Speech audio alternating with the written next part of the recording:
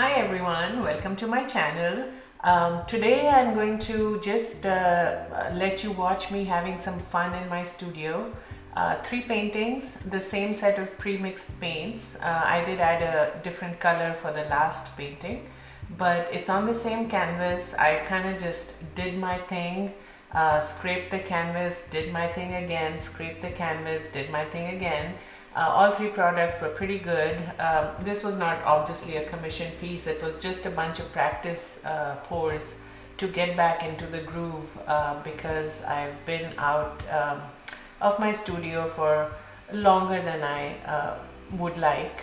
But hope you enjoy. I'm just gonna let you watch and listen to some music, and hope you enjoy the three pours slash swipes slash balloon kisses. Thanks for watching.